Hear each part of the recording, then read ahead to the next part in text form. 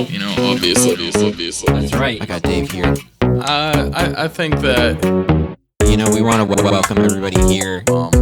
Speaking of that, So Linda, you know, we want to welcome everybody here. Everything all at once? Everything all at once. It's honestly a sensation. Aliens listen to it. Welcome to the show, everybody. Hello, faithful intergalactic listeners and everybody in Erie, Pennsylvania, too, that came to check us out today.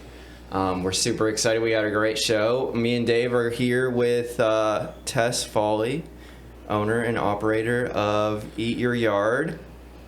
Tess Frawley, actually. Frawley? R, yes. Oh my gosh, Yes. excuse me. I That's apologize. Okay. It's Irish. Irish. Nice. Good. There's a lot of Irish people around here. Mm-hmm. Erie's an Irish town. Polish, Irish and too. Polish town. Polish, yeah. For sure. I'm very Polish. Very Polish. Very Polish. Me as well. So we're super excited to have you here today, and we really were interested. I met you a couple of years ago at a nature walk that a friend was hosting, and we were learning about different plants in the area that we could eat and forage for and stuff like that. And I learned a little bit about what you were doing. And could you tell us and your listeners a little rundown of Eat Your Yard and what you do, the kind of services you provide? Sure.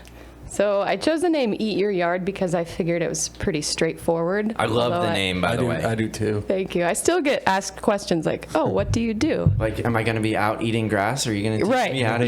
Yeah. So the idea behind my business is to help people grow their own food in their yards. Everything from annual vegetables and fruits to herbs and flowers, and also to integrate some insect and pollinator habitat and wildlife habitat, and just overall beautify gardens, yards and gardens. And I have a lot of experience in agriculture, so sustainable organic farming and gardening, and I decided to bring that to where people are so that they could experience basically the freshest vegetables, produce possible. So I help people design their garden spots and install them, and then also maintain them on a regular basis. So I have a monthly subscription program where I go into people's yards and tend their gardens. I weed and harvest, and they get to keep all of the food. So yeah, it's year 3 of my business, and I've helped quite a few people around town just who were interested in growing their own food and really passionate about that. I helped them learn the process and figure out how to do that in their space. There's like a lot of cool stuff going on in there. How did you get interested in this? You said you had a lot of agriculture experience before you got into it. What were you doing before Eat Your Yard? Well, I had quite a few different jobs throughout the East, different farms. I started in Erie with the Mercyhurst University Sustainability Farm. That was out in Girard, and then we moved the entire operation to Northeast the second year that I was there. So I kind of fell into it by chance. But I gravitated towards food production because I was interested in that, and interested in healthy living, and just really wanted to have a more intimate relationship with my food. Have you always been a gardener? No, actually. Growing up, I had no experience. No one in my family. Well, I guess I should take that back. My grandma was always an avid gardener, but not food production so much. She didn't grow up growing her own food, so it was more ornamental stuff. So she has a nice garden spot.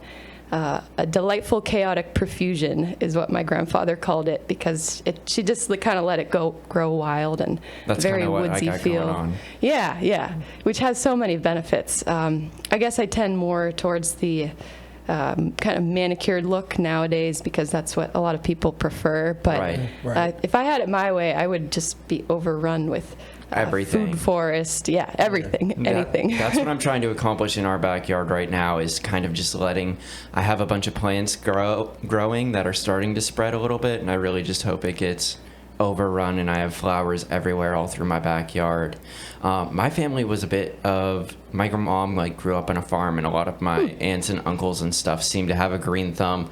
However, I absolutely cannot grow anything to save my life. But stuff is still growing, right? Stuff is still growing. Right, so you must be doing something right. It's fueled by negligence, I think. But that's okay too, because that's how nature operates, right? Yeah, When the strong left to its own survives. devices, yeah, nature knows what it's doing. It doesn't quite need human intervention, but that can be fun sometimes too. Yeah, definitely to change stuff up. And whoever did our garden really knew what they were doing, because I have flowers like all year round, and that really impresses me. You know, they like time timed it out staggering. and arranged it and all that stuff. So you moved from Girard to Mercyhurst Northeast. And when did you actually start offering this service to other people? That's a good question. There was quite a bit of stuff in between the Mercyhurst work and starting the business. Oh yeah, you said you were traveling and going on different farms. Were those Yes. like farms that you live at and stuff? Yes, on site with a bunch of other interns. I worked at a farm in Michigan, and it was just one of the most glorious summers of my life. Yeah? Working alongside fellow interns and really bonding with them over our work and our shared passion. That seems like- land. That seems like a really cool way to kind of travel around and be nomadic for a while. Yes, yeah. And it was looking back, it was a good transition for me, just starting out on my career path and trying to get a feel for what I really wanted to do. Right. And just building that experience and knowledge of growing and learning so much. I mean, just like a sponge, I was absorbing everything I could from farm managers and owners, just out in the community, attending workshops and seminars and listening to podcasts. I was just like eating it up, literally and figuratively. Definitely. Yeah. I bet all the farms probably have a little bit different styles too. Yes. Like a farm in Michigan would probably be a lot different than a farm in California. South Carolina or California, Right. or anything like that. Right. And I also worked on a farm down in Georgia, and it was very different because we could do year-round growing down there, and we had different season extension techniques. So, and we could grow different stuff, like persimmons and trying to think of what else would Peaches. be different. Peaches. Yeah, that's all I Yep. think of with Yep. Georgia, yeah. Pomegranates. Yeah, so that was a lot of fun, and just getting to experience so many different ways of farming. And so the farm in Michigan was more production based. It was 25 acres that we were cultivating, so it was very like, That's huge. yeah, like get the crops in, get them out, get them to market, and so it was a very like quick turnover. And then down in Georgia, it was a little bit more slow paced. And I find the culture of the South to be very hospitable in that way anyway.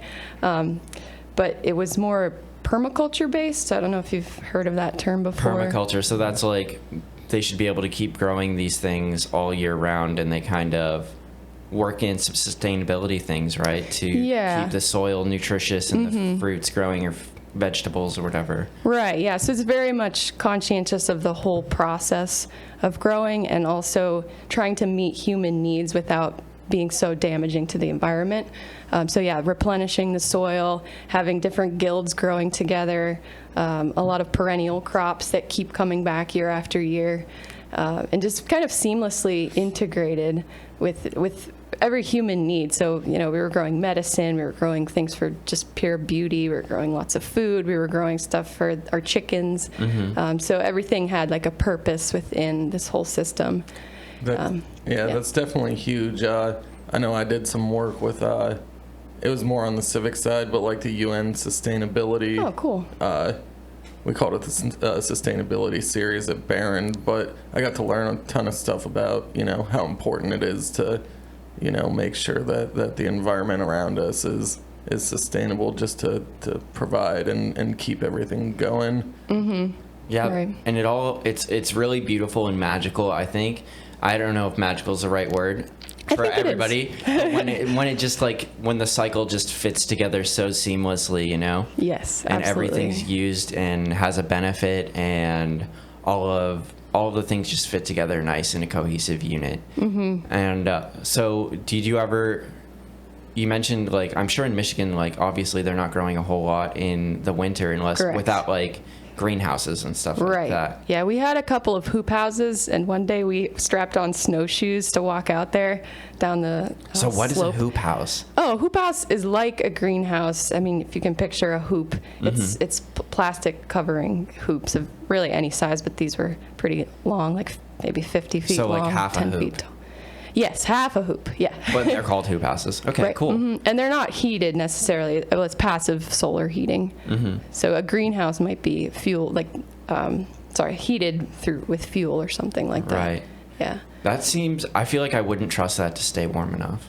Yeah, in this climate. So we had spinach and kale growing in these hoop houses. They kind of go dormant in the winter, but they're still freshly green, so you can still harvest from them, but they're not really growing very fast. Okay. Yeah, through the winter. Do you do any hoop housing or greenhouses for your people around here? I have not really gotten into that. I think they might require a little more maintenance than I'm ready for. I would love for clients to really get on board with that and be engaged with it so that they could maintain that through the winter. It also can be kind of, I don't know, if it's done right, it can look nice, but I know that in the city, you're not really supposed to have big structures like that, maybe on a smaller scale. Yeah. But I think it would take a little bit of trial and error to really get it right. And so every landscape that I work with is different. And I think that might be the next evolution is how do we grow stuff in Erie through the winter? Do you think that people need that on a personal level, though? Need it on a personal level? Like, well, like growing through the winter? is that what you yeah, mean? like I feel like if I had like tomatoes and stuff like that, or any time that like my family has grown anything, we end up with so much stuff that we have no idea what to do with, and it just gets like wasted or put in the compost. Like, can it and put the preservatives in it to keep it going. Right. Like salt in the meats type of thing. Exactly. I mean, you got to can it and put it away, but I still feel, at least for me, on a personal level, I feel like I'd run out of space or run out of the need to continue to grow all year round. Oh, I see what you're saying. A lot of people request greens through the winter, which you can kind of keep growing, and even growing indoors under grow lights or in a sunny window, like you can still harvest greens through the winter. But yeah, I agree. Once you have enough to sustain yourself through the winter, if you're preserving foods, then you only need so much, for the next growing season. I feel like it'd be locational. Like I feel like, there's some big food deserts in Erie, so the more urban, I feel like you wouldn't have as much of like a problem of privilege, I guess, of Having enough food or worrying about running out, especially in the winter when it gets like cold and snowy and it's harder to travel around. Right. Meeting that basic need. Are most of your spaces urban, or do you have more people out in the counties, or is it a good mix? I guess I'd say more out in the counties, more suburban than urban, but some urban. And I would love to grow in every nook and cranny. Like that's kind of my vision, is just to take over the city with useful plants and beauty. Right. At the same time that we're producing. Oh, hello. Hey, Gideon's joining us for a little bit. She likes to come hang out with us while we're doing the podcast. She's very friendly, and she loves to be on the show. She's really starved for attention around here. She's the real star around here. She is the real star of the show for sure. Urban farming is like a relatively new thing, it feels like to me. I read a book about it a year or two ago for an English class, and it was about this guy who was really seemed to be like first breaking into it, and trying to turn these urban areas into sustainable, like good food for people that needed it. And that's a really cool vision to try to bring that around. I think it's super important. I've been working with the Erie Public Schools. They each have their own garden space, which is awesome. Yeah. I think it's mostly grant funded, and it's just a wonderful project for these kids to come out. They have garden clubs after school. They do classes just to get them exposed. But not only that, is they can learn how to grow their own food and take that home with them. Absolutely. And I think there's a huge value in like working with the land and growing plants, and I feel like it develops the long-term sense of accomplishment that a lot of people are missing. You know what I mean? Because like, at least for me, I can only speak for myself, but I like things like when I accomplish something, when I do something, I want it to be like instant, and I want it to be done. You know what I mean? Like getting that shopper's high when I order like a bunch of stuff off Amazon. Interesting, yeah. Compared to like growing a plant from the ground and yielding the rewards months later after putting in all that time and dedication. And granted, it might not be a ton of time, but you definitely spend some time invested into growing these things and maintaining them and taking care of them. Definitely. You can't hurry that process very much anyway. No. Yeah. I wonder if it's like an out of sight, like it's real good that these kids are getting to grow, because I feel like it's an out of sight, out of mind thing. You know, if you're not around a lot of green spaces, you probably never even think about, you know, green spaces, gardening, things of that nature. If it's never been something that's a part of your life, then you probably never imagine it as something that you want to integrate in, you know. Especially when you're just picking stuff up from the store most of the time. Exactly. Right, that's you know, the norm. it just appears on the shelf and bam, it's now in my kitchen. Yeah, that's instant gratification too, you know? Right. Yeah. Instead of putting that time in and growing these. And I'm sure that people are really love the products too, like the vegetables yeah, and fruits definitely. and stuff. Yeah. There's something definitely better. I don't know exactly what it is or how to explain it, but like a fresh tomato that I grow in my backyard is going to taste probably 2 or 3 times more tomatoey and more delicious than something that I pick up at the store most of the time. Yeah, I find that interesting too, and I have this working theory that part of that might be because you've spent the time with that tomato plant, like you know it and it knows you and it knows the nutrients that you need, and you've tended and nurtured it for so long that it's like your friend. I mean, I don't know. Yeah, no, for sure. It's the literal fruit of your labor, you Yeah. should say, you know, like in the most literal sense. For sure, and it's really beautiful. I mean, I feel like it definitely is absorbing some of your energy. You know, Yeah. they always say there have been like research studies and stuff about like talking to your plants and spending time with your plants and how they'll grow more or yield more than a plant that's ignored and just given the nutrients that it needs. Right. Yeah, like almost as if they're conscious, Yeah. sentient. Yeah, they're like, I'm going to taste so good for you. Thank you for giving me all of this love, all of the things I They needed. I'm respond, gonna make yeah. you happy too. And I feel like there's a lot of research going into finding plant consciousness and stuff like that these days, Yeah, especially with like definitely. funguses. Yeah, Yeah. plant medicine. For There's sure, something to it. it has what you need. It's all there. Right. The earth always provides for us. So what was like one of your gardens look like if I was gonna get one here in our backyard? That's a great question and hard to answer because they all look different. They all have a different feel. I really try to work with my clients collaboratively to see what they really want and what's going to work for them and benefit them the most. So some people, like I said, have a vision of just really manicured, tight-looking, neat boxes with vegetables growing out of them. And some people want all of their vegetables integrated with the ornamental plants that they already have. They just, you know, I kind of want them to fit nicely in between. So it's, yeah, starting out, it's a real process of working with the clients. What do you want? What kind of vegetables? What do you not want? What do you want to look like, to feel like? So then I sit down with them and kind of draw up the design. I'm sure the environment plays a big part in this too. Definitely, yes. So there are a lot of conditions that I look at, you know, sun exposure and orientation of the garden. Some people are like, I want my garden right here. And I'm like, that's not going to work. It's too Sorry, shady. yeah. But environmental factors, you know, maybe there's pollutants in the soil, so I try to keep that in mind. Wind exposure. If there's like a boggy patch, I might avoid that. If it's too wet, if it's too dry. And then two things like accessibility. So if you're not going to walk 50 yards to go to your garden every day, it's probably not going to be well tended, you know, if your hose doesn't reach out there. So we're looking at a lot of different things. So like I said, the gardens could all look very different. What about maintenance? Yeah, so I feel like I would not be able to commit going to my garden every day. It'd be tough.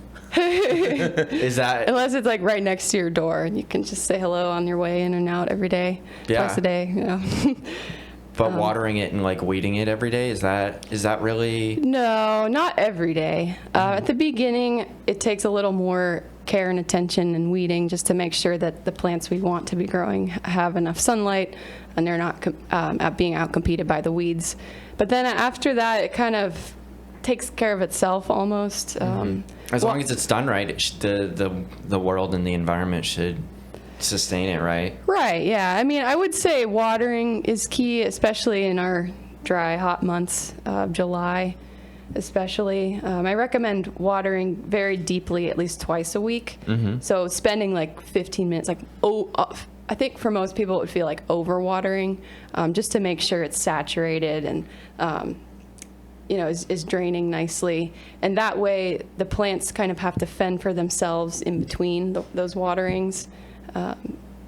You're good. Don't worry about what I'm doing. Just you're doing great. Cool. That's on me. To make sure everything sounds good and stuff like that. You're doing awesome. So don't even worry about that. So if you go out and look at somebody's garden, can you like identify what it needs? Like I feel like I see my plants sometimes after it's been dry. I'm like, oh dang, this thing looks wilted. It needs some water, and then it like turns greener. You can like visually, at least I feel like I visually see it turn greener. Yes. Are there some things that you can see when you look at like a flower patch or like somebody's garden that a garden needs? Yeah, I guess I'd say the vividness of the plants is a big indicator. Usually they do just need water if they've started out in good soil. So at the beginning of the season, that's really the crux of making sure that the plants have the nutrition right out of the gate. So I bring in a compost actually. I don't work so much with the existing soil just because it's very compacted around here. It's it's a very developed area, and it's either sandy or really clay-like.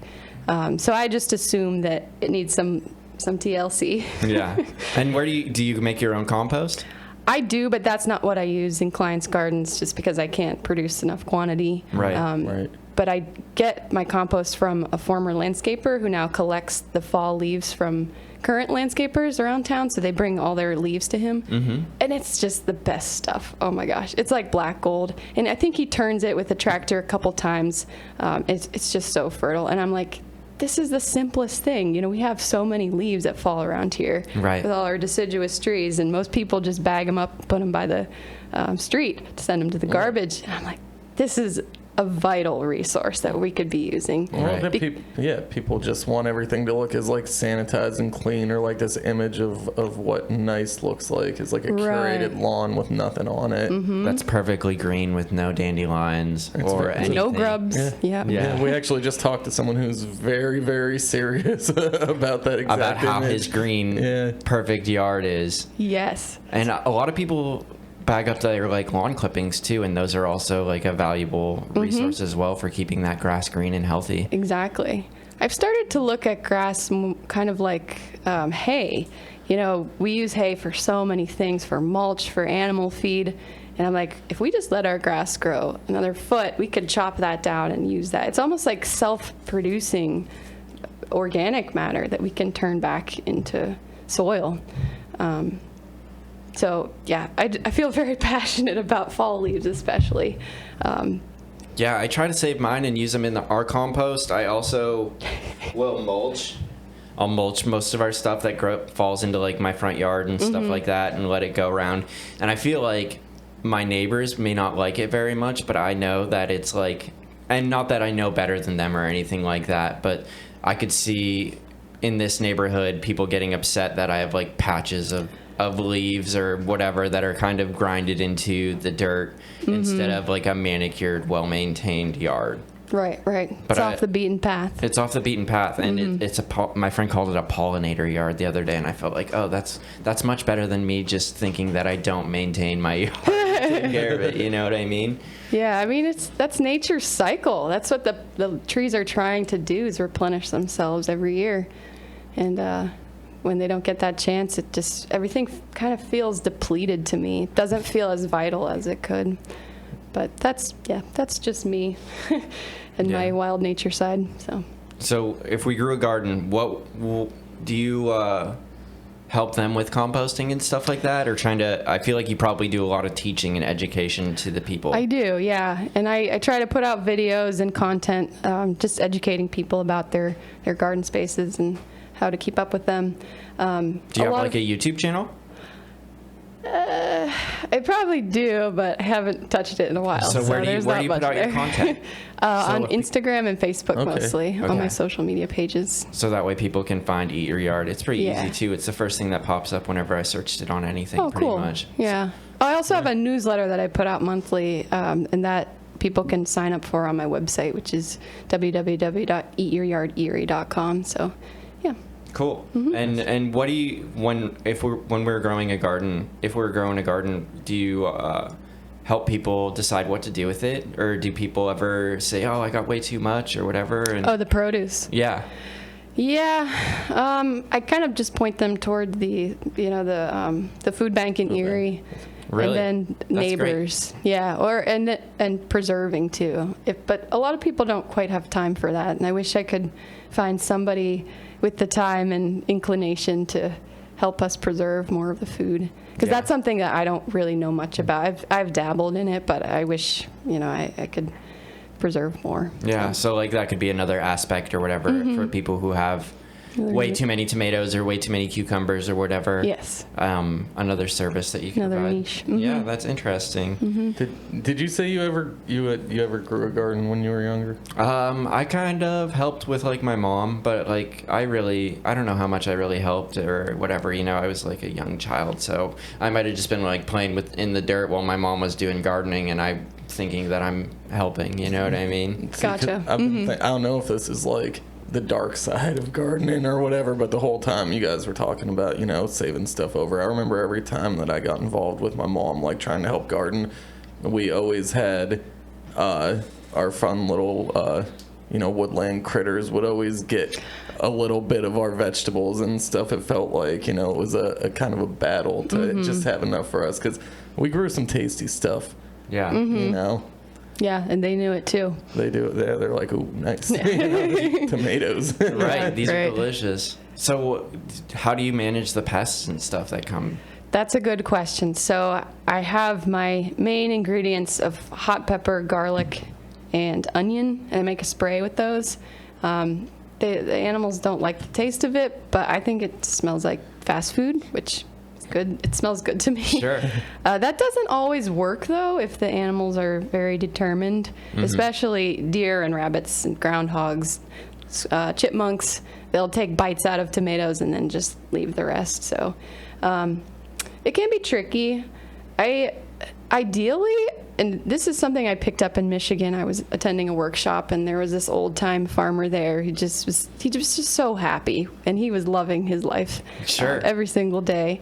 And he said, we asked him how he counters the pests, and he said, "Oh, I just grow enough for everybody." There you go. Yeah, and that's hard to implement in the city. I think when our space is limited and we put so much effort into what we're growing, and our systems aren't quite self-regulating. They require a lot of inputs, and a lot of people are purchasing amendments from the store and compost in bags and things like that.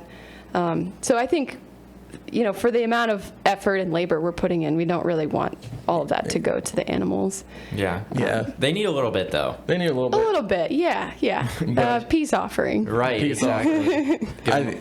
Yeah, that's why I kind of said like dark side though, because it's like it's not instant gratification. You're not just going to the store and it's right there. So it's like you put the time and you're like, oh, it's growing, it's almost there, That damn And then it's rabbit. gone. Yep. Those rabbits, son of a bitch. Yeah. You're like, Yeah. I mean, fences work to an extent. I don't love the look of fences, but they do help.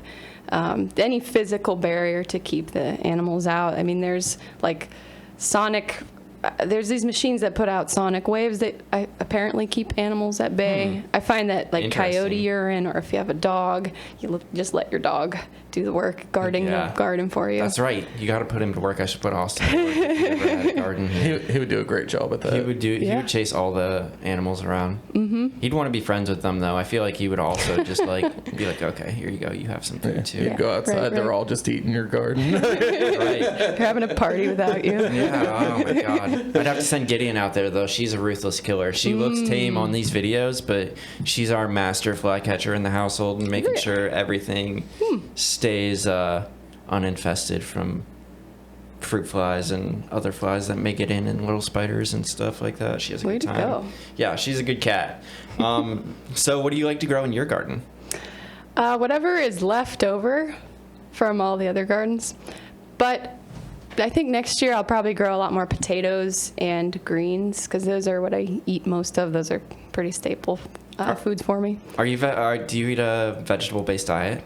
I do not. I think sometimes I might like to try that, but I just eat a lot of calories. I'll Sure. eat anything. I don't turn much down. Yeah, me too. I'm the same way. But I do every now and then I like to pick out vegetarian, or I'll have like a vegetarian day or a vegetarian week or whatever.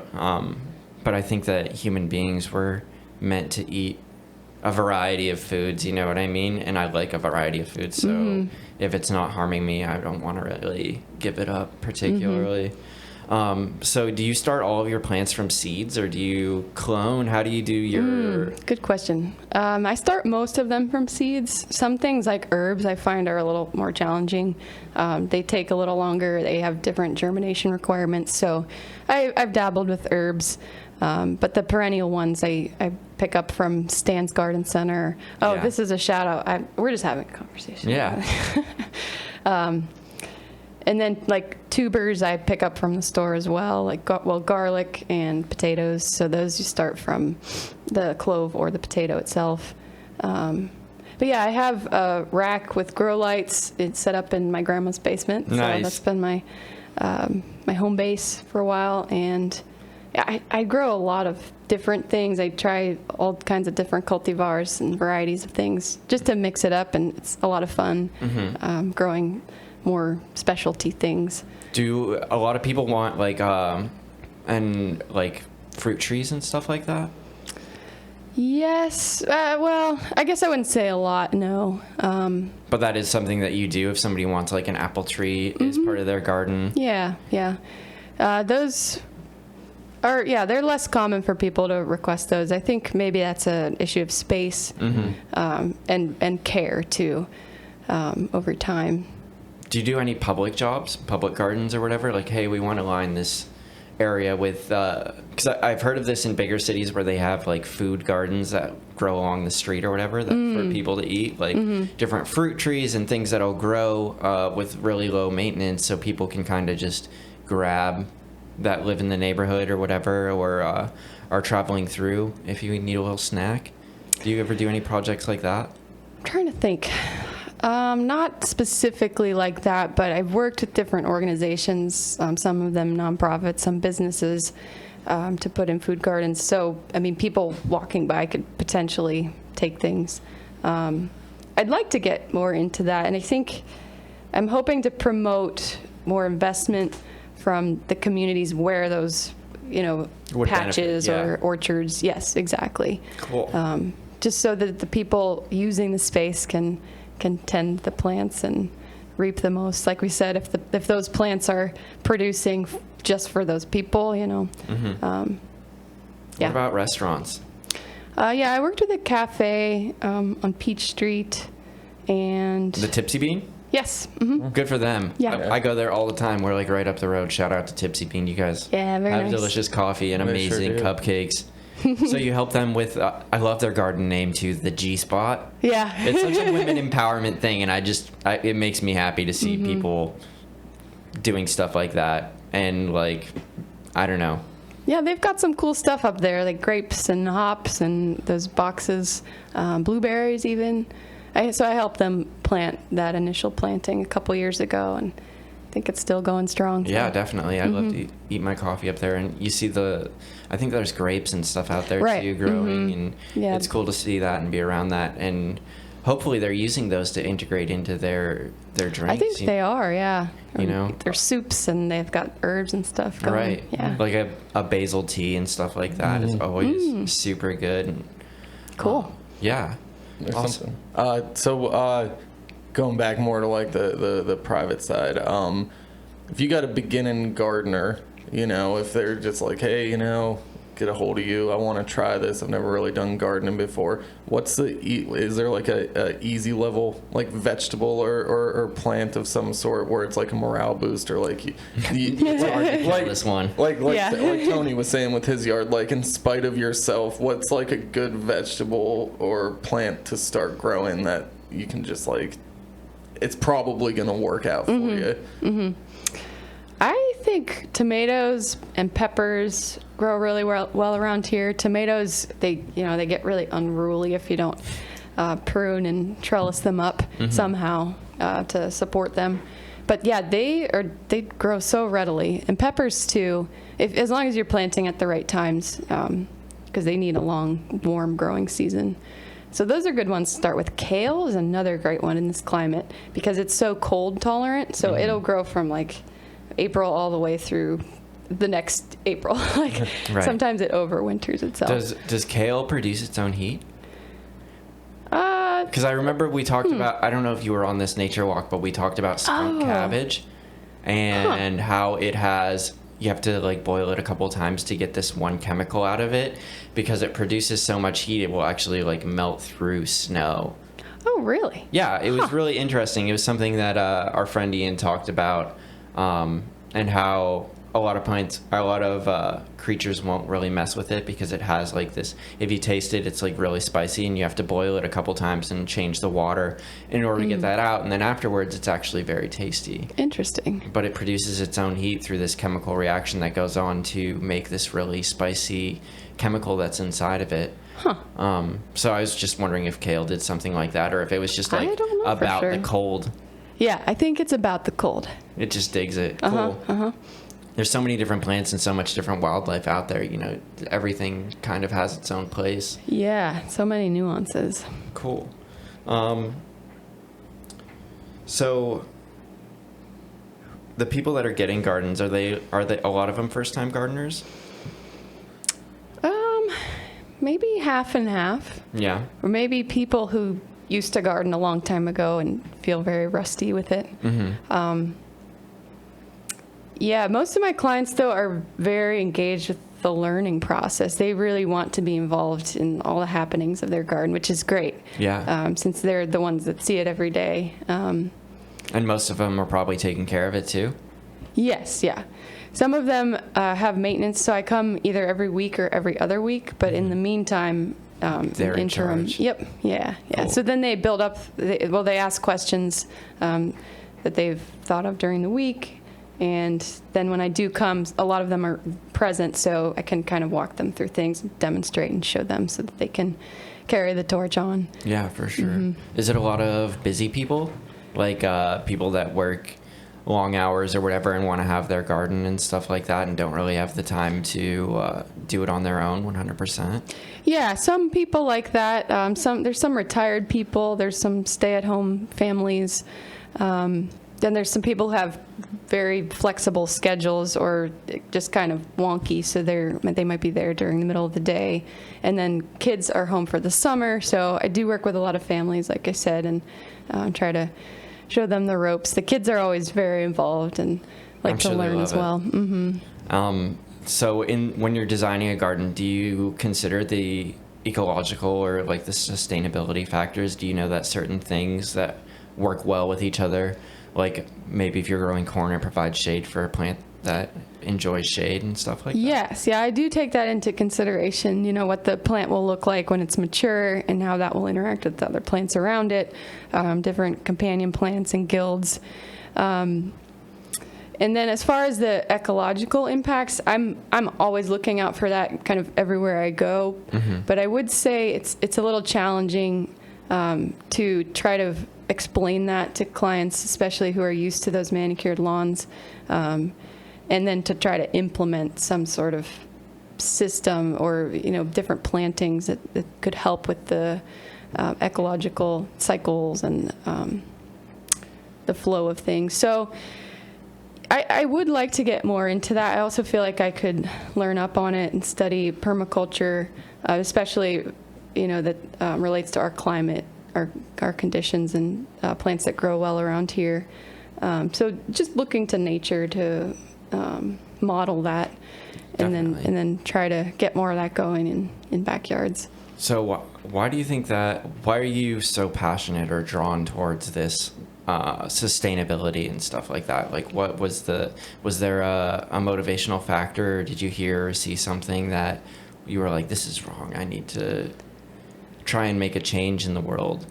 I think I was reflecting on this before I came in, and I think it was something that I saw that was so right. Yeah? Yeah, so this farm that I worked on down in Georgia, it was set in rural Georgia. It was a pretty small plot. I guess small. It was 5 acres, and they were expanding. They were taking over plots along the street. And it just worked so well. It was about a 10-year-old project. They had been building up these beds.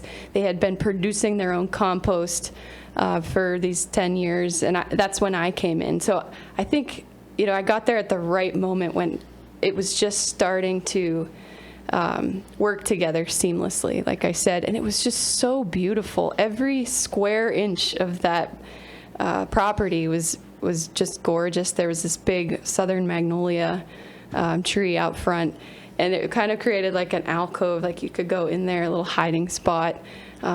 We had blueberry bushes, and we had, like I said, pomegranates, peaches, apples, and then across the street they were doing mushroom cultivation. So, oh, cool. Yeah, so that was all, it contained regulated environment, and they would take the blocks from the mushroom growing and then compost those back into the garden beds. And they called it a market garden, but like I said, it was 7 acres, 5 acres in growing. We were growing cover crops, which is another really beneficial thing that I would like to implement more of in the city. What exactly is a cover crop? So cover crop is kind of a transition crop between your food crops and the next season. A lot of farms will lay fallow some of their plots, for a year or so. So the cover crops help streamline that transition, and they're fixing nitrogen in the soil, some of them, so legumes will do that. And then they're creating mulch, living mulch, so you can chop that down and just let it decompose on top of the rows or the land there. So it helps reintegrate organic matter into the soil so that the soil is replenished for the next crops. And how many people does it take to work a 5-acre farm like that? Oh, good question. Like 10, 15? No, more like 5. 5? Yeah. Mm-hmm. So an acre a person, roughly. Yeah, that's a good way to look at it. Cool. Yeah. And do you still talk to the people down there? Occasionally, yeah. I don't keep up with them regularly, but I think about them often. And what was their motivation? Were they just trying to... They loved gardening, or were they trying to break off grid or have that sense of community? Save the world. Save the world? I think more like save the world and community. So they were retired from a business, so they had a lot of time on their hands and the finances to support this project. And yeah, they were going green. I don't know what was the impetus for them, but I think they had a whole library in their house full of sustainability and agricultural books.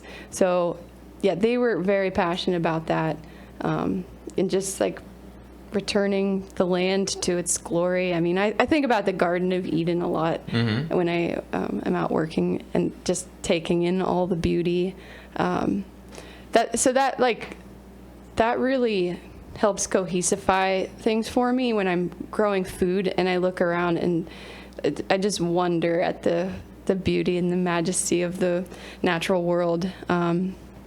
The insects buzzing and the flowers popping. I think that's so important. I mean, it's hard to bottle that feeling. Yeah. But anytime I go into nature, like especially something that's like grandiose, like a state park or a mountain or a forest or something that's really colorful and beautiful, it's just like, that feeling of just like being connected to everything. I don't think people get that enough. Right. And I think that human beings were really meant to be shepherds of the land. You know what I mean? We're supposed to take care of the earth, and I feel like human arrogance or ego or whatever it is has been we can just take and take and take and take so much, and we don't really have to give anything back, and we just use this as a as a ways and means to get more, instead of actually like respecting it and understanding that without these this ecosystem, we really don't have anything at all. And I think that humanity's kind of done like a really poor job of that over the past few centuries, you know what I mean? And it's good to see people starting to respect that again. And respect themselves enough to put like good food in their body and to put time into the earth and the plants and all of those things that we probably should have been doing for a long time. I think all that natural stuff too is like you see like a garden, you see the colors, you see that it's like now I'm not like a doctor or a psychiatrist, but I feel like, you know, it's like a depression cure too. You know, you see all the grays and the off colors, Fluorescent lights. The fluorescent lights, all the unnatural stuff, especially if you're in like the city, you know. And then, you know, if you get a space where you can just like see all like this natural color, it just always makes me feel better personally. So it's like a cascading of positive effects for people. A little bit of a personal question. Did you ever have to deal with depression? Have you ever been depressed for an extended period of time? Yes. And do you think that working with gardens has helped that at all or changed your ideas about that? Absolutely. And going back to what you said about us being cut off from nature and the elements for so long, that disconnect really started to take a toll on me. And I mean, I didn't know what it was going on growing up. I had a lot of anxiety and depression. I actually had an eating disorder for a very long time. So I think that also pulled me towards food and nutrition. But yeah, that's really, I mean, I can't attribute, you know, my health now to working outside and with plants, but I noticed such a difference. Yesterday, I spent most of the day indoors, and as soon as I got outside, I was like, oh. Thank God. Yeah. Back into a garden. Yeah. That's yeah, awesome. It's very therapeutic. Do you spend most of your time outside? Like an average work day, probably mostly. Yes, work day, yeah. And then at night, I come chill inside. Yeah, of course. Yeah, warm up, clean up, and just rest in the comfort of, you know, around my pillows and things. So there's a balance.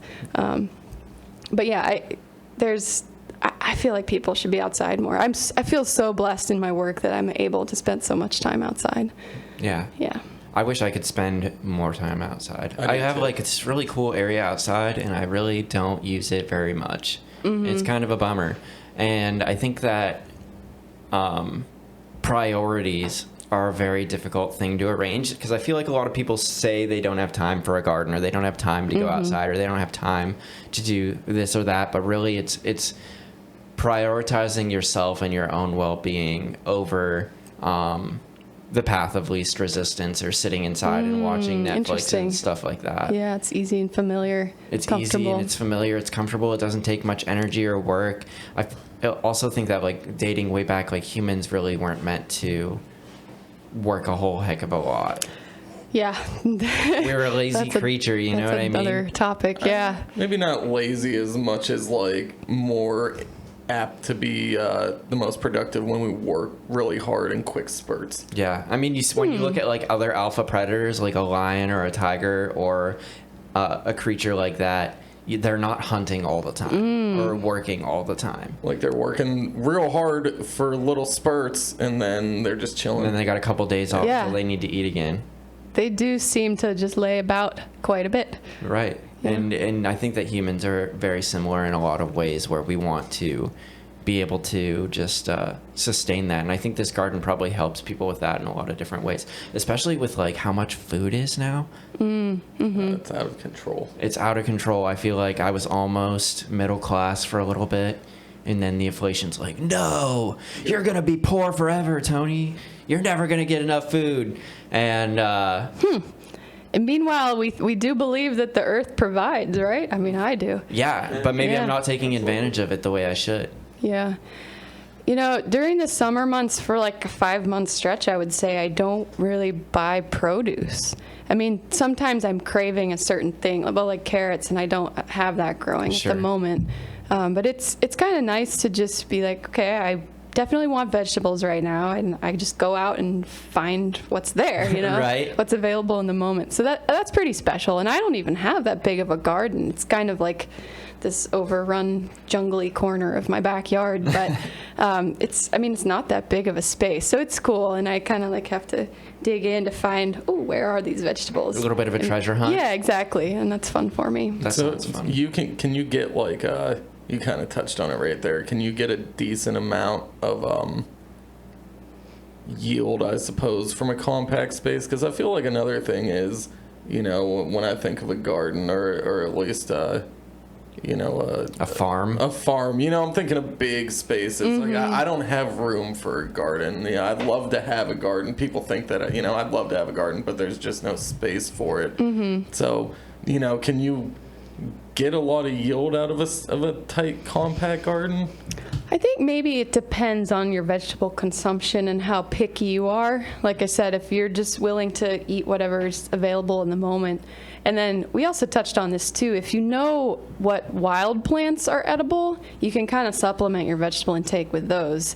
And then I guess I would say too is the timing of things. So like tomatoes take months to ripen, but if in the meantime you've staggered other plantings like alongside the tomatoes, then you're able to harvest your lettuce first, and then maybe some onions, potatoes, and then tomatoes. So they might not all overlap, but I would say yes, you can get quite a bit of vegetables over the course of our growing season in a small compact space. Do you ever encourage people to grow what most people would consider to be weeds? Like I do. dandelions or any of the other plants that we kind of learned about on those nature walks about I do, the yeah. wild foraging? They haven't taken off as well as I'd hoped, but I do have one client that's requested purslane. He read something about the nutritional benefits of purslane, so we're trying to get that established in his garden alongside more cultivated domestic crops. So Cool. that's So the fun. people aren't really like, oh yeah, I'm gonna have a dandelion patch or No. Lawn daisies. Sometimes I just let those patches go for a little bit until they say something, but yeah, right. I mean, they're those ones are one of the lowest maintenance ones ever.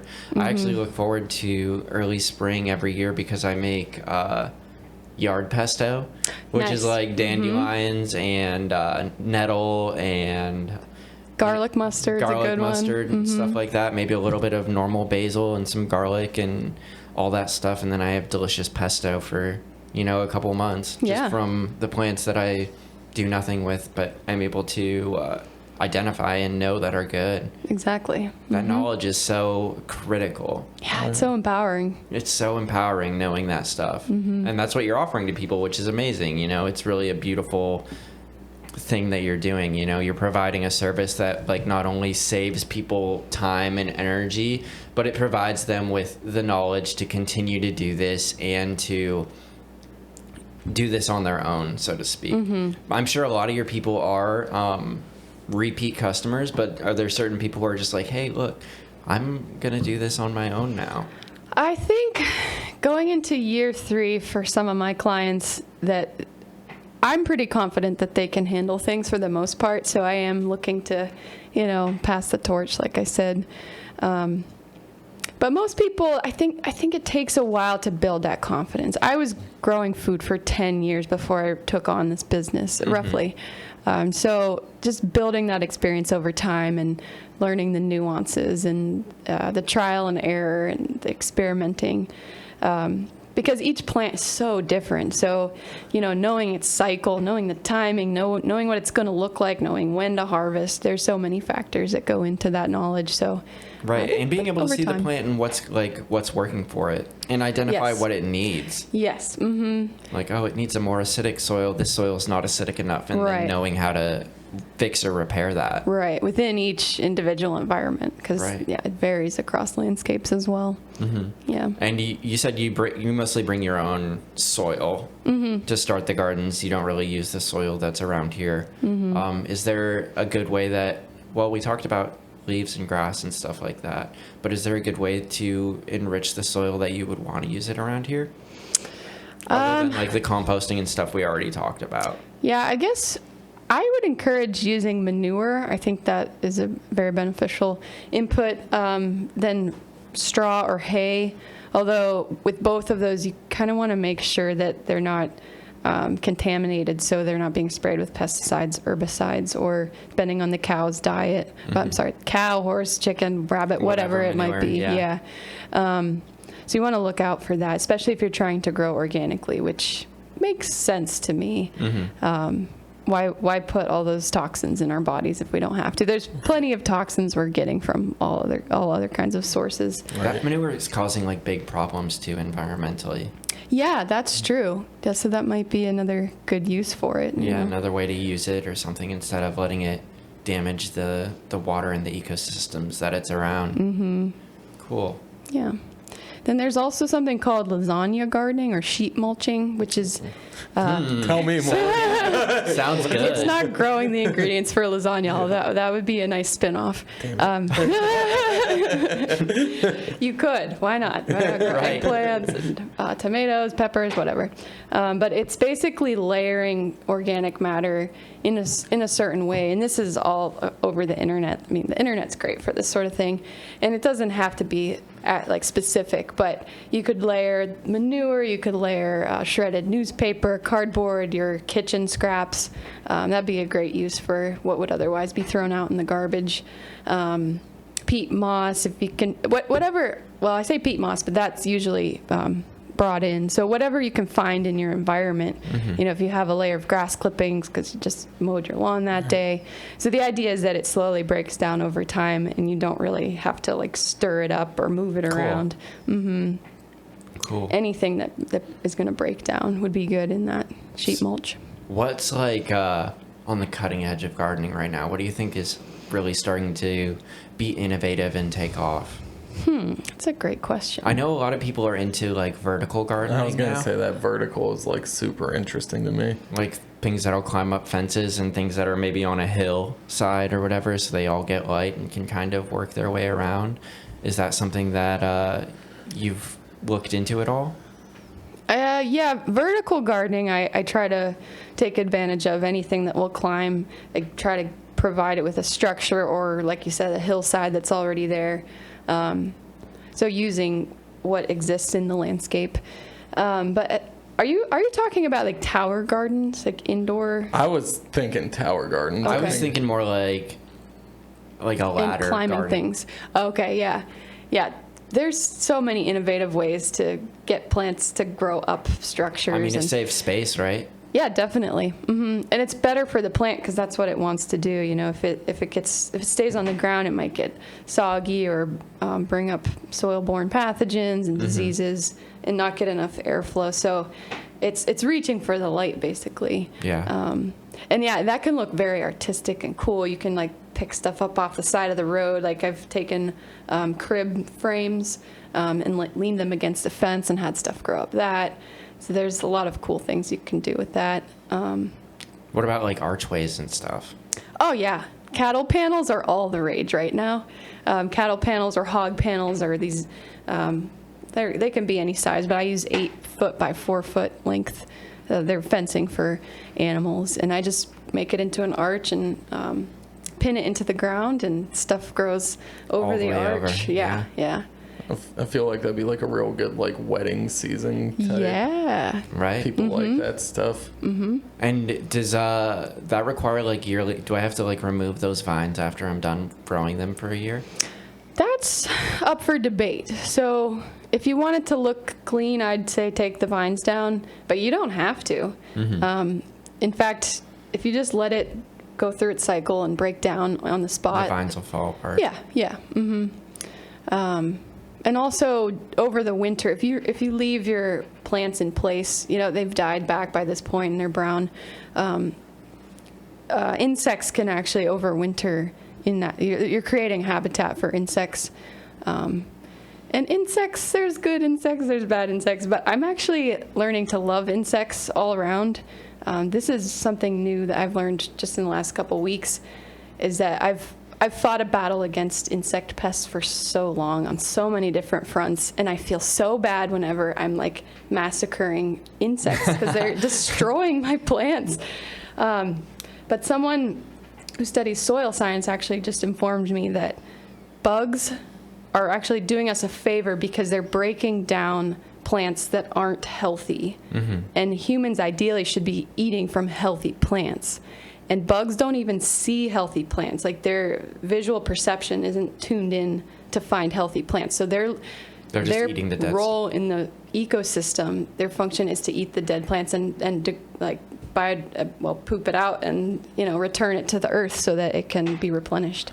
That's super interesting. Yeah, that is interesting, especially since, God, I don't want to call out the wrong insect here, but just for years now, like, I remember when I was going to Penn State a few years ago, like around the Arboretum, I want to say the lantern flies.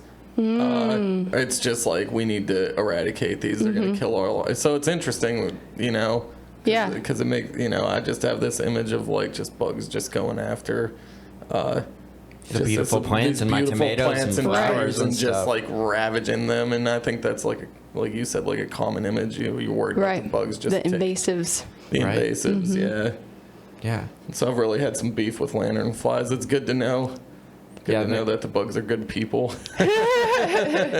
Because their digestive system, I learned, it can't process complex foods like we can. So its job is to break down the simpler, things that are already carbohydrates. degraded, so yeah, to speak. exactly. Because we can like chew and stuff like that and kind of break things down initially, whereas they would need something to be breaking down organically or chemically already before they can digest it. That's interesting. Yeah. I don't know the science behind it, but I have studied bugs for a while now. I just find them very fascinating. It helps me get out of my mind to like tune into this little microcosm of a world and watch them move around their daily lives. Anyway, What's the that's a bug? tangent. What's the number one bug? What's the most interesting bug right now? Oh, good question. I've always been a big fan of ants personally. I think they're pretty neat. I mean, I like butterflies. Yeah. I'm trying to grow that a little butterfly habitat outside. I'm hoping that those milkweeds start to grow next season, and I got a bunch of butterfly bushes. We had a ton of monarchs come by, and it was awesome. They like just hang out all over my butterfly bush, and hopefully next year they'll be able to have like a nice little area to lay their eggs and eat, and then they'll just keep coming back, and there'll be more and more and more. Yeah. I actually watched a swallowtail cocoon and emerge in my kitchen because this caterpillar was eating my client's celery. So I'm like, I'm not going to kill this thing, but I can't leave it here. So I brought it home. I had it with a vase of celery stalks, and I watched it munch down the celery and then cocoon and then turn into a swallowtail. And it was beautiful. Oh, yeah. So that was a lot of fun. That's such a cool experience. And it's something that I think a lot of people miss. Is that like miracle of life. Yeah, right. That transformation and that change. And like a lot of people, I feel like, at least myself, like, I didn't really think change was possible for a long time. But being able to see like a physical manifestation of change occurring is probably something that's very intimate and powerful, Yeah, it's inspiring. It absolutely is. I actually wanted to share a quote. There's a Japanese natural farmer. He wrote a book called One Straw Revolution, all about natural farming methods in Japan.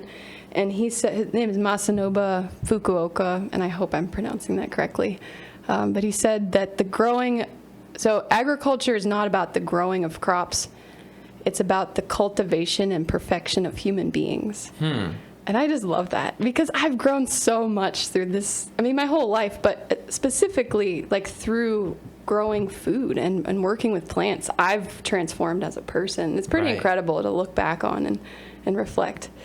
So yeah, there's a lot of different character building things that go on into building this garden, Yeah, definitely. And kind of letting go of control too, and just letting nature do its thing and trust the process and patience is huge. Right. Yeah. And just when things go wrong, just know that that's part of the process too.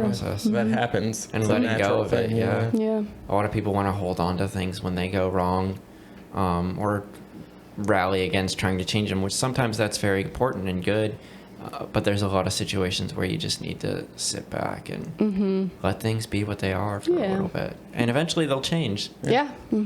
Even if, the first handful of times they fail, because that'll happen too. Yeah. It's not like success, success, and then you're like fail. You're like, oh, I know, succeed. you know, sometimes it's like fail, fail, fail, fail, fail, fail, fail, fail, fail, fail, fail. And then you succeed and you're like, oh, okay, that took a little while, but, you know, it's all part of the natural process. And you're learning the whole time, too. Right. That's how we learn, is from our mistakes. Yes. Yeah. Oh, man. This has been really fun. Yeah, it has. How many gardens do you think that you're capable of taking care of? That's on your also a own? good question. I think about this a lot because I have been very overwhelmed in the past, and I'm trying to steer clear of that feeling. It is inevitable sometimes, but I had 23 clients in April and May and going into June, and it was a lot. That sounds like it. Yeah. And then for the regular maintenance, I'm down to about 10. Okay. And I think I could handle a few more than that on a regular basis. But there is definitely a limit to how much I can do. Especially in the spring, it's very physically laborious. There's a lot of manual labor. So it takes a lot out of me. And I realize I need a lot of like recuperation time. So I think it would be helpful to have employees or interns or collaborators working alongside, just so, you know, we could keep the morale up and the energy is not depleted. And I think there's lots of people who would be interested in doing this kind of work. So And having that sense of community is so big too. Yes. When you're all on your own, things get very scary. yes. Which is another reason why I'm very grateful that I have other collaborators in this show, like Dave and my girlfriend Celinda. So it's not all just on me all the time to do everything, and learning what a good pace is for me and what my limits are.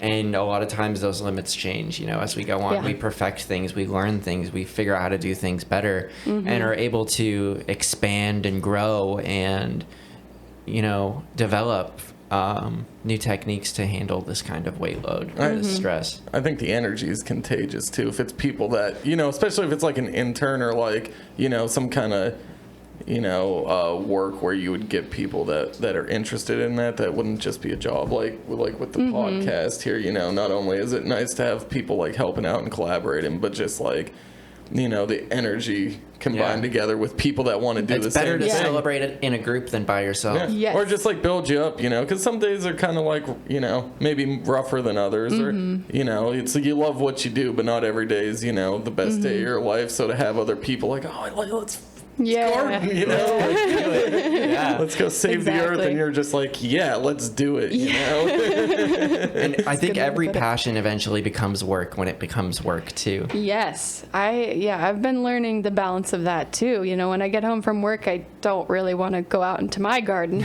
Right. I mean, some days I do. So just, figuring out how to maintain the passion through it all and not get bogged down by, you know, the business end of things. Right. The mundane stuff or the things that you're not looking forward to. I'm not looking forward to the day when this show becomes work, but I know eventually it's going to happen, because right now it's still really fresh and new, and we're having such a good time with all these guests and people coming on, and we've had people listening and people are interested in coming on the show. We're like booked till already into December, which is so exciting for us. And but I know eventually it's going to be like, oh fuck. I think that's the point where, and I might be wrong, but I think that's the point where, you know, the downfall of success sometimes is you do your thing, and then outside of work you become so synonymous with it that when you're off the clock, that's what they want to talk to you about. You're the podcast guys, or you're the gardening girl, or whatever it may be. So like, people, when they want to start unique conversations with you, and this has kind of started happening with me, you know, not crazy, you know, we're just getting started, but just like, you know, tell me more about this. How do I do this? What do I need to do with this? And then I feel like the more successful you are, the more people are just going to approach you in that way. And that's exhausting in its own way, too. When you're not in the mode to receive that, and you just want to focus on other aspects of life. We're all multifaceted people. Oh, definitely. Right. And when one thing really starts to take over everything else is when I feel like you start to develop a bit of a problem, you know what I mean? An internal problem. I think about people who are like, you know, unless they're just like real full of themselves, or like you don't want to be famous, you know, like I think actors, you know, they do the acting and then they have these grandiose life, but then they walk down the street and there's 20 people taking pictures of them at all times of their life, you know, which is obviously the pinnacle of like Someday success. that'll be us. Yeah, I don't think so. I mean that'd be cool and like to be that successful, but I wouldn't want people following me all around. I would not like that. I like anonymity. Yeah. Yeah. Do you get a lot of people asking you questions about your garden? Definitely. And I feel like I kind of shut down sometimes, like when I said I'm not in the mood or the mode. And then I just have this like a generic pitch that I give them, or this like, I'm just like, great, yeah. Like, It's hard to be that's on exciting. all the time. Yeah. It's very hard to be on all the time. Right. And finding that space and giving it our best and understanding that our best is going to be different all the time, you know what I mean? Yes. Depending on where we're at. Yeah. Physically, mentally, emotionally, all that stuff. We ebb and flow all the time. Right. Just Everything kind of comes in riding the waves. Yeah, absolutely. Yeah. Is there anything else that you need to bring up or want to talk about? I'm sure there is more things that we could talk about. Yeah, I have a couple people that I worked with that are like gung-ho about permaculture and just like taking over their entire yards, their small urban plots with food and medicine and beauty and pollinator habitat. And I'm really excited to see what they come up with and to see where they go with it. One of my clients, she just told me that she took a permaculture course online and she's starting to work with local businesses to do Cool. garden designs for them. And she wants to teach. She's like, I'm dropping my career, I'm switching paths. And that excites me that there are people in town already like well on their way. Do you feel cool about being the inspiration for that? I mean, inspiration comes from all over. I've wanted to homestead for a long time now. That's my goal in the future, and yeah, just seeing people in action that you know they're able to do it wherever they are.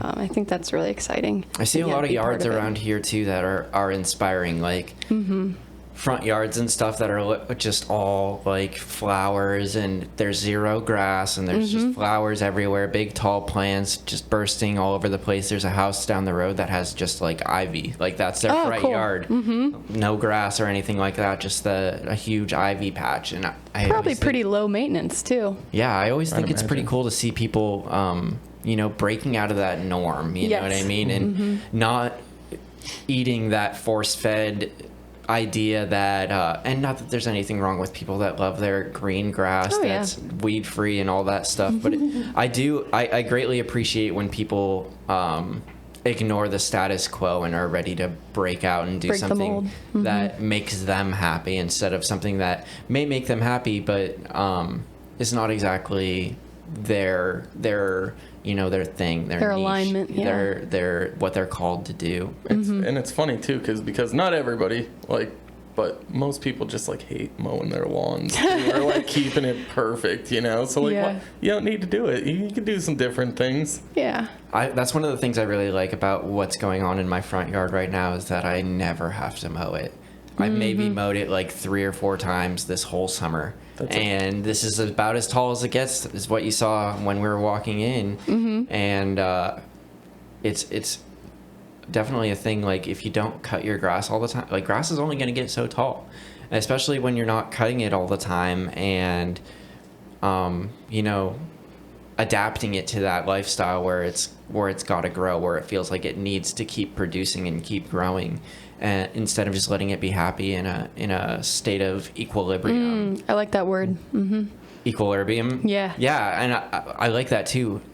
And that's what I'm like trying to achieve in the backyard and in the front yard, is this happy little homeostasis, maybe not homeostasis, but equilibrium between all the plants and the flowers and the bees, and letting everything kind of do its own thing and letting nature sort itself out. Yeah. Letting the biological warfare that is nature figure out what is the top dog, so to speak. The correct balance for this little plot of earth that is yours. Yeah. Yeah, that you're stewarding. Yeah. Yeah. And it brings you joy, right? It does, absolutely. And every now and then I have to intervene because some stuff is like get a lot of goldenrod in my flower beds, which will, I know, overrun it and be big and tall and hurt my other plants a little bit. So that human intervention is still nice and critical to making sure things look, at least. I mean, they look good to me, but I guess other people's stuff doesn't really matter. But I don't want to look like a slob, you know? Yeah, and that's kind of the beauty of it, is that you get to tweak and tailor to your specific wants and needs. Absolutely. Yeah, you're not shackled by an HOA. Yeah. You can do what you want. So you said you worked with the mushrooms.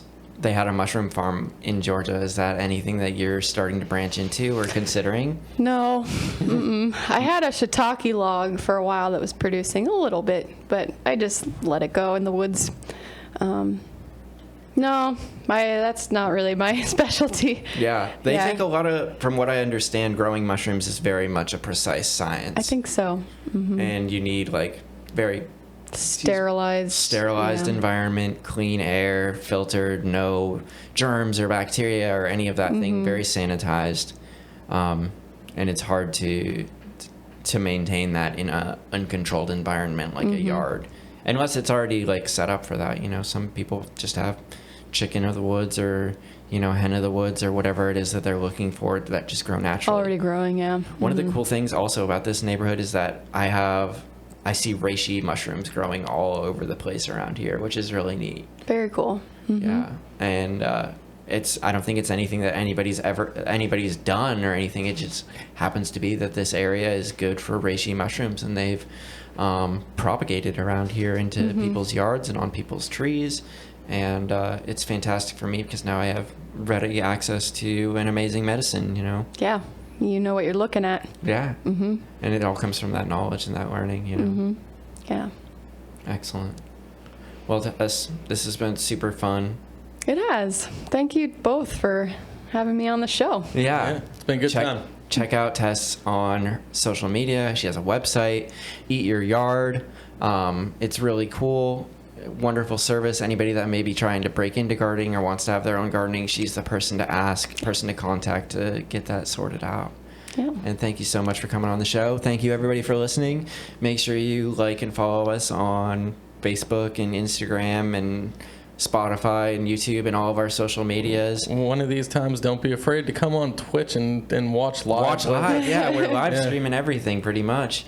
So we'd love to see you guys in the chat and interact. Maybe you guys have a good question for Tess that me and Dave missed. Oh, yeah. So we'd love to hear from you guys more on that. And I think it's a really great tool that we could use.